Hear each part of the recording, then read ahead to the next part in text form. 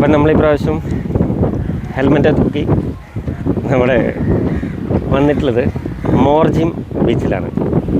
മോർജിം എന്ന് പറയുന്നത് കുറച്ച് ഔട്ടറാണ്. ഗോവയിൽ നിന്നും അറൗണ്ട് ഒരു 40 കിലോമീറ്റർ ദൂരമുണ്ട്. അതായത് പഞ്ചിമീൻ, മപ്സ, പഞ്ചി മപ്സ, മോർജിം ഉള്ള സ്ഥലത്തേക്ക് എത്തണമെങ്കിൽ ആരംഭോൾ റൂട്ടിലൂടെ വരണം.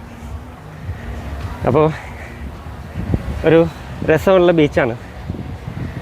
എവിടെയും രസക്കുറവുള്ള ബീച്ചല്ലേ, നല്ല ഭംഗിയുള്ളൊരു സ്ഥലമാണ്. ഞാൻ നിങ്ങൾക്ക് ആദ്യം നമ്മുടെ സ്ഥലത്തേക്ക് കൊണ്ടുപോകാം.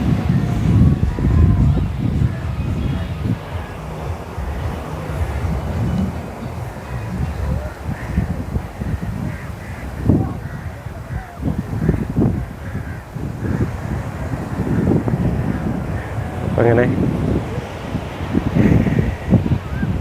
ഒരു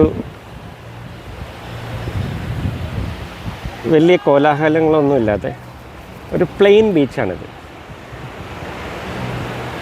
വൈകിട്ട് നല്ല ക്രൗഡുള്ള, പക്ഷേ ഇവിടുത്തെ ക്രൗഡിന് പ്രത്യേകതയുണ്ട് കേട്ടോ. ഇവിടെ ലോക്കൽസ് കുറവാണ്. അതായത് വെരി സ്റ്റാൻഡേർഡ് ഗസ്റ്റാണ് ഇവിടെ ഏറ്റവും കൂടുതൽ വരിക. ബിക്കോസ് ഫോറിനേഴ്സും അങ്ങനെ കുറച്ച് ശാന്തത ആഗ്രഹിക്കുന്ന ഗസ്റ്റാണ് ഇവിടെ കൂടുതൽ വരിക. കാരണം എന്ന് വെച്ചാൽ ഇവിടെ ഭയങ്കര ശാന്തിയാണ് ഈ സ്ഥലം. നമ്മുടെ ഭയങ്കര പീസ്ഫുള്ളാണ്. അതുപോലെ തന്നെ ഈ സ്ഥലത്ത്, അതുകൊണ്ട് തന്നെ ബീച്ച് ഇങ്ങനെ നീണ്ടു നിവർന്ന് കിടക്കാണ്. വേണ്ട, കാരണം അത് നമുക്ക് എങ്ങനെ കാണിക്കാമെന്ന് വെച്ചാൽ ഇങ്ങോട്ട് തിരിഞ്ഞാൽ നിങ്ങൾക്കത് മനസ്സിലാവും. ഇവിടെ ശാന്തിയാണ് ഏറ്റവും കൂടുതൽ, ആളുകൾ ഏറ്റവും കൂടുതൽ പീസ്ഫുള്ളായിട്ടിരിക്കുന്ന സ്ഥലമാണ് ഈ ബീച്ച്.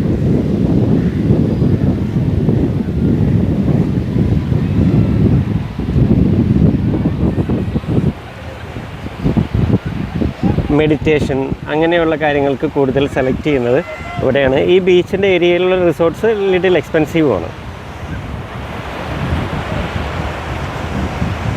കാരണം നമ്മൾ അഞ്ജുന ഭാഗത്തൂർ കാണുന്ന പോലെ അവിടെ JW മാരിയറ്റ്, അങ്ങനെ താജ്, അങ്ങനെ വലിയ വലിയ ഹോട്ടൽസിൽ അവിടെ ഉണ്ട്. വെസ്റ്റിൻ അങ്ങനെയുള്ള ഹോട്ടൽസിലൊക്കെയാണ് അവിടെ ഉള്ളത്. പക്ഷേ ഇവിടെ അങ്ങനെയല്ല. ഇവിടെ അങ്ങനെ ഇൻ്റർനാഷണൽ ഹോട്ടൽസിലുള്ള, ഇവിടെ എല്ലാം റിസോർട്ട്സാണ്.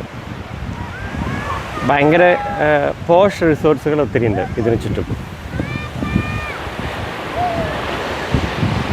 നമ്മുടെ റെസ്ക്യൂ ടീമൊക്കെ അവിടെ ഉണ്ട്.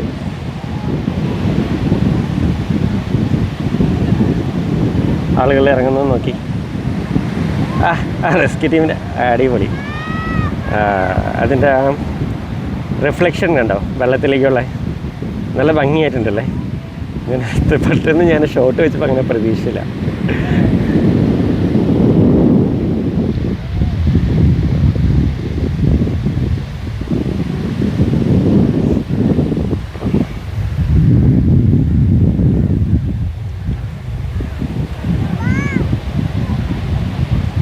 അവിടെ അങ്ങനെ വലിയ പാറക്കെട്ടുകളോ അല്ലെങ്കിൽ ഡിസ്റ്റർബൻസുകളോ ഒന്നുമില്ല. എന്താ റിഫ്ലക്ഷൻസ് എന്താ അടിപൊളി, അടിപൊളി. കടലിലേക്ക് ഇറങ്ങി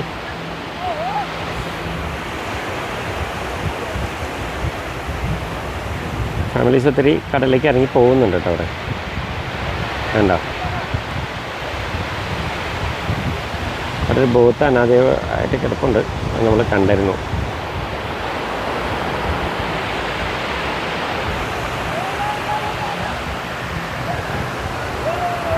അത് ഫിഷിംഗ് ബോട്ട്സാണ് അതെന്ന് തോന്നുന്നത്. അകലത്ത് കാണുന്ന ഫിഷിംഗ് ബോട്ട്സാണ്.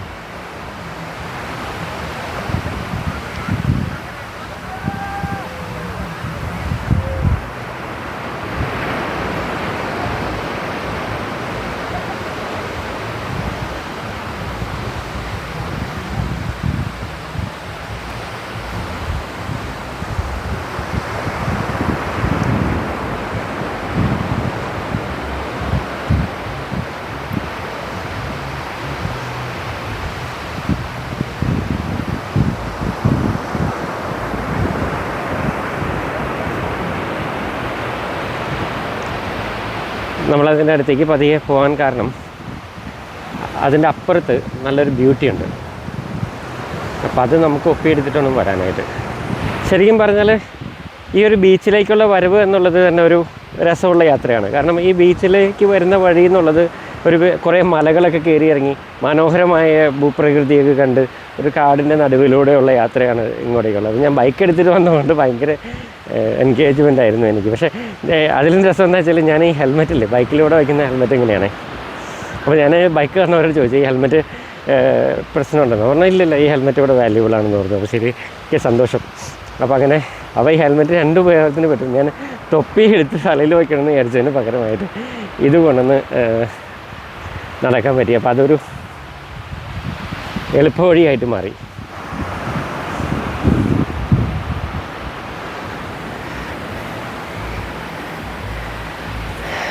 Nice fishing ബോട്ടാണിത്.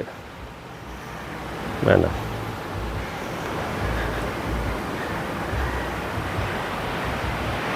അവിടെ ഫിഷിങ്ങിനുള്ള സാധനങ്ങളൊക്കെ ഉണ്ട്, വലകളുണ്ട്. എന്താ രസമല്ലേ? അതിൻ്റെ ഫോർഗ്രൗണ്ടിൽ നിന്ന് നമ്മളെ കടലിലേക്ക് കാണുമ്പോൾ ഉള്ള ബ്യൂട്ടിയും ഭയങ്കര രസമാണല്ലേ. നൈസല്ലേ? രസമല്ലേ?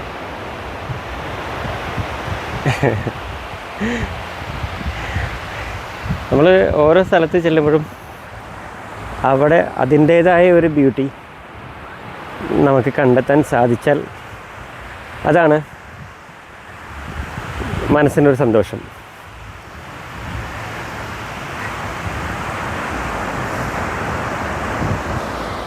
എന്താ രസമല്ലേ?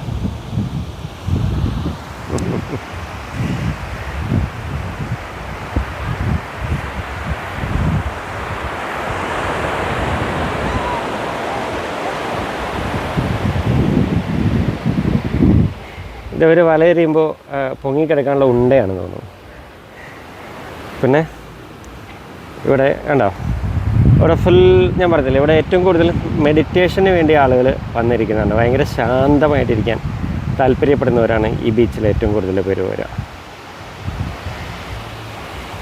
അവർ ഇടവഴിയുണ്ട് അങ്ങോട്ട്.